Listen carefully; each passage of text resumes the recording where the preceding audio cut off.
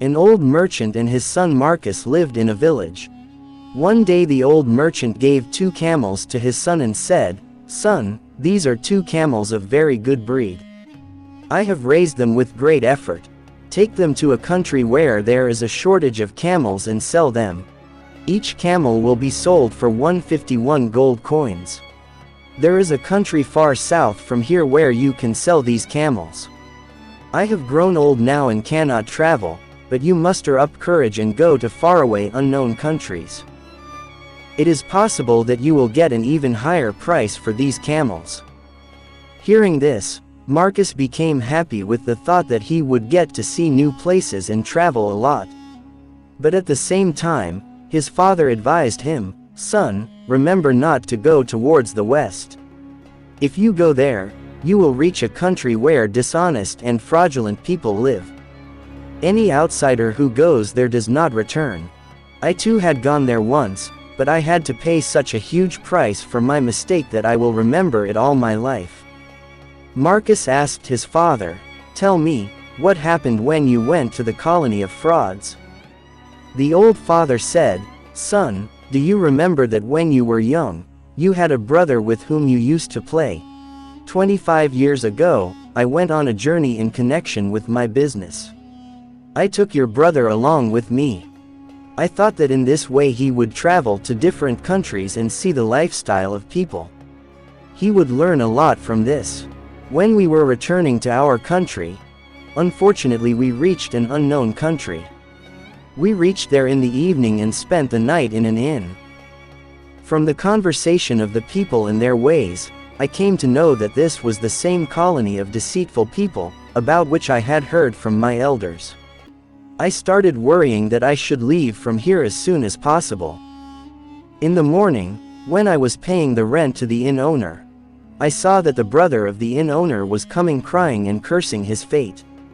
He told me that a dead child was born in his house and all this happened because of me. Hearing this, the ground slipped under my feet. The man said that when I got down from my camel in the evening, I was panting very heavily. A small fly, which was flying out of the inn, went to the place where his wife, who was about to give birth, was sitting due to the force of my breath. That fly entered her nose and because of this she sneezed loudly. Due to the sneeze, her child died in the womb itself. Soon people gathered there and everyone started supporting that man.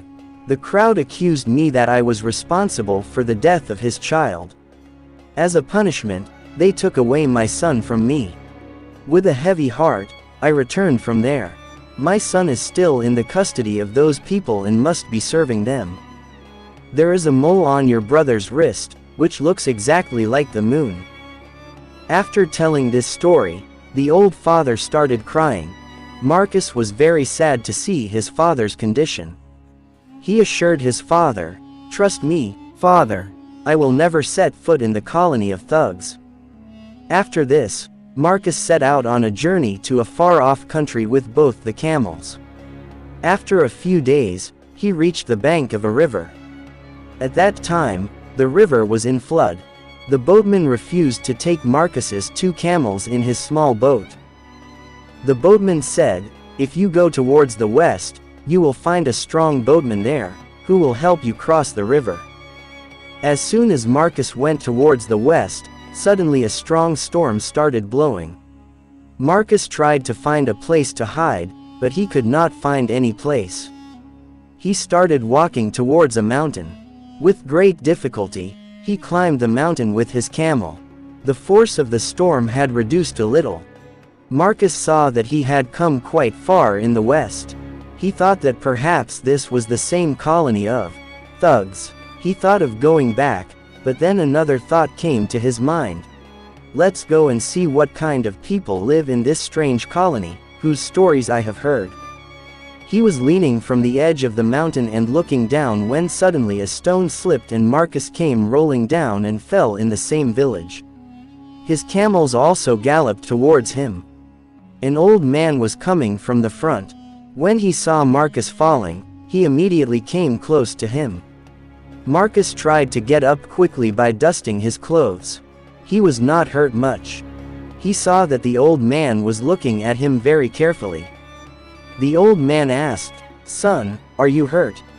Marcus thought to himself, "Well, there are such noble people living in this colony who, when they see others in trouble, ask about their well-being." He was still thinking all this when the old man started crying and wailing. The actual thing was that a cat had died after getting crushed under Marcus. The old man was crying while looking at the dead cat and said, "My dear little child, I will definitely avenge your death." Hearing his crying and wailing, many people came there. They started talking to the old man in some unknown language. Then they told Marcus, "This old man has no children. He raised this cat like his own child. He loved it very much and took care of it. Now the poor thing is left alone." After this, the villagers also started crying and wailing with the old man. Marcus was very frightened. He asked the people, "What can be done to reduce the old man's pain?" The old man immediately said, "Give me one of your camels." Marcus said angrily, "I cannot give my camel in exchange for a small cat." Then the old man said, "What are you saying, young man? Can a camel be more valuable than someone's son?" At last Marcus had to hand over one of his camels to the old man. He went away from there very sad and unhappy. Now it was very difficult to climb the mountain, so Marcus kept walking for a long distance so that he could find an easy way from somewhere. After a while he reached a village. Marcus was very hungry and thirsty. He went to the village and knocked on a door. A man with only one leg came out of the house. Marcus asked him for something to eat or drink. The man replied, "I cannot give you anything to eat, but yes, you can drink as much water as you want." The one-legged man gave Marcus water. After drinking water, Marcus thanked him and then got ready to leave. Then the one-legged man asked, "Brother, who are you? Where have you come from and what is your father's name?" As soon as Marcus told him the name of his village and his father, the one-legged man grabbed Marcus's arm tightly and shouted happily, "At last I have found you. Now listen, 30 years ago I went to your country for business. All my goods were stolen there. I knew your father very well. I asked him for 250 gold coins and he agreed. But he needed security and I had nothing to give. He said that you take out one of your legs and give it to me. I was in such dire need of money that I agreed. He took one of my legs and promised that he would come to my house after 1.5 years and return my leg. But 30 years have passed and he has not returned till now. Now you have come into my hands, return my leg. It is the duty of a son to repay his father's debt." Marcus was surprised to hear this. Soon a crowd of sympathizers gathered around the one-legged man. Marcus was now on the verge of crying. He said, "I don't know what happened to your leg, but now tell me what I have to do and how will you stop following me?" The man replied, "You can leave your camel here and go." Helplessly, Marcus left his camel there and moved ahead alone.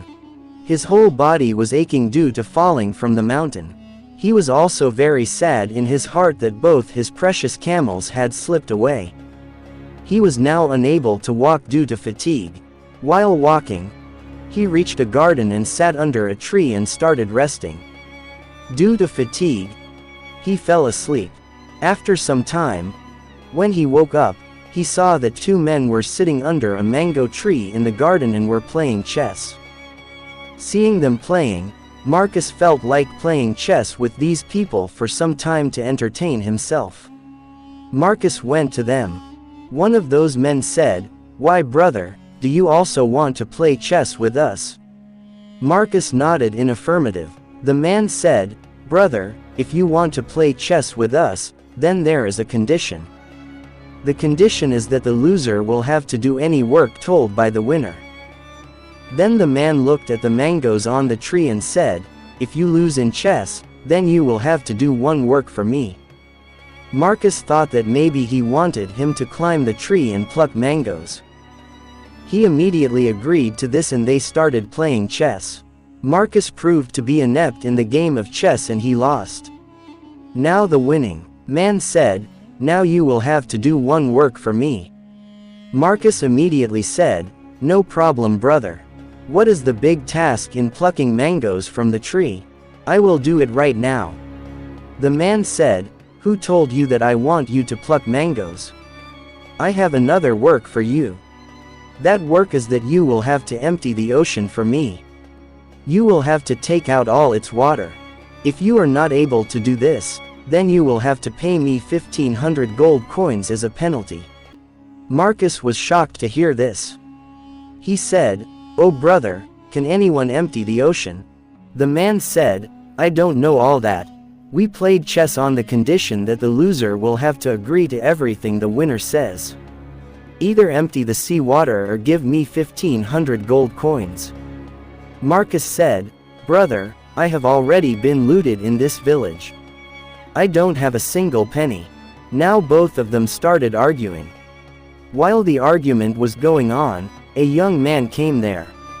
When he saw Marcus upset, he stopped and asked, "What happened, brother? Why are you upset? What is all this?" Marcus did not answer him at first. Now he did not want to talk to anyone in this village. He was afraid that he might get into some new trouble. But that young man kept asking again and again. He looked like a good man. Finally, Marcus told him how both his camels slipped out of his hands and now this man wants to extort 1,500 gold coins by defeating him in chess. The young man listened to everything carefully and said, "Okay, let me see how I can get your camels back to you and also settle your dispute with this man. Come with me to the king." Now all three of them, Marcus, the young man, and the third man, started walking towards the king's palace. Marcus and the young man were walking ahead, while the third man was slowly coming behind them. Then the young man got a chance and explained everything to Marcus in a low voice about what he had to say when he reached the king. The third man walking behind was unaware of their plan. On the way, Marcus and the young man caught a cat and hid it in their pocket. When they reached the royal palace, Marcus presented his complaint to the king. He told that two people from the village had stolen his 2 camels. The king sent soldiers and called the old man and the one-legged man to the royal court.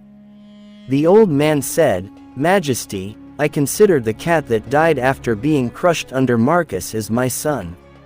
I had raised him with great love." Marcus immediately took out the cat from his pocket and, placing it in front of the old man, said, "Majesty, I consider this cat as my son. I leave it under the mountain. If this old man falls down from the mountain and crushes this cat, then my revenge will be complete." The king said, "Yes, this is absolutely right. In my opinion, this is the right justice."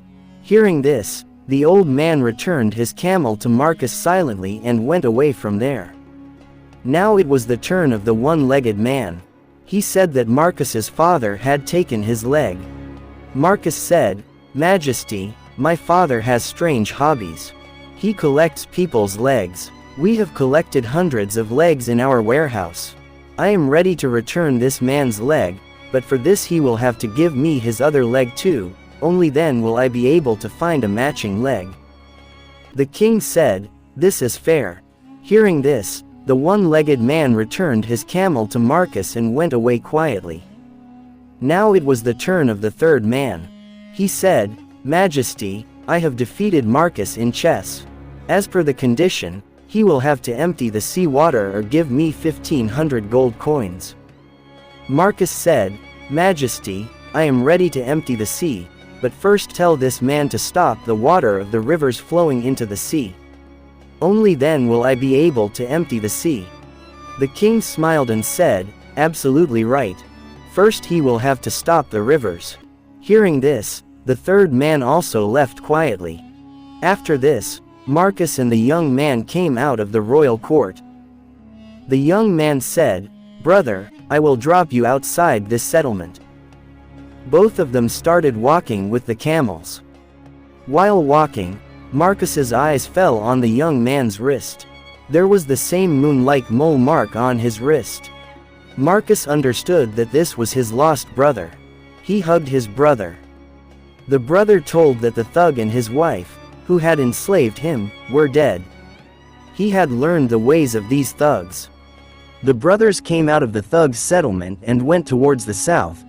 There they sold both the camels for 351 gold coins and returned home happily. His father welcomed him happily. His eyes were filled with tears in the joy of getting his elder son back.